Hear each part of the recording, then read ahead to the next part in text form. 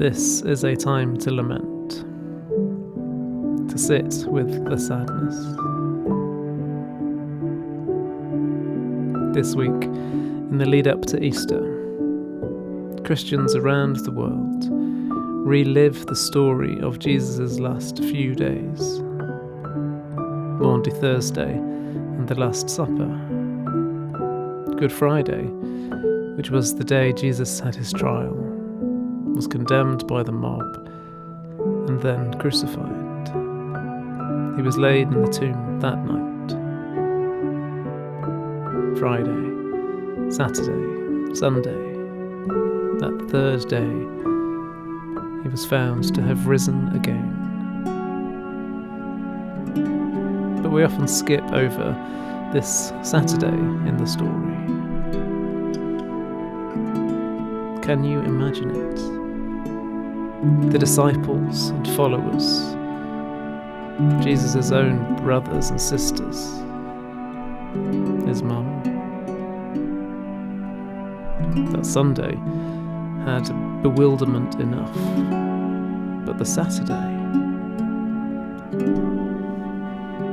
they'd given up everything to follow him. They thought he was going to rescue them and their people from all the political and personal oppression and brokenness. And they had these budding thoughts of who he was, that maybe he would be the one to transform the whole world. God walking about among them. And then they're there on this Saturday, and they'd seen him killed the day before. The splinters of the cross in his fingers and the Roman stakes in his wrists. Their hope nailed to that instrument of death along with him. Their dreams escaping with his last breath. Can you imagine the grief, fear, and confusion? Maybe you don't need to imagine it. There is a lot to lament in this messy old world. We've had an awakening this last year or so. And so it is even more apparent than ever that there is much to lament.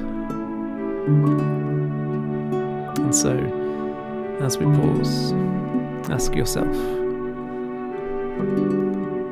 what have I lost in these last months?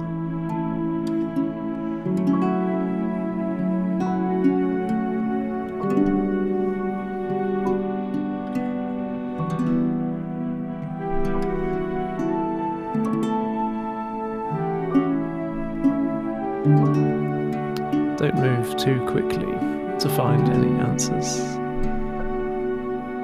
Sometimes it is enough to lament, to feel empty or angry, baffled, broken, tired.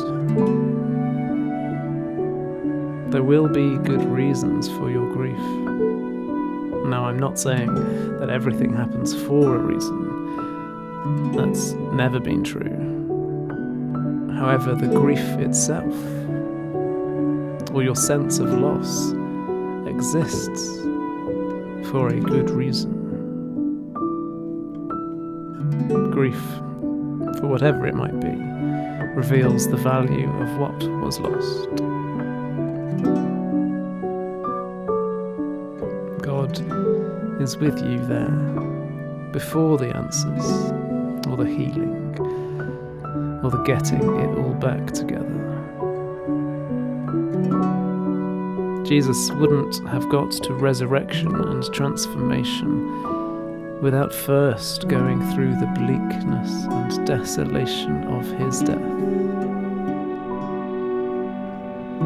The disciples wouldn't have known the extraordinary value of the new life in Jesus without knowing the extraordinary loss they experienced. and sat with on that holy Saturday.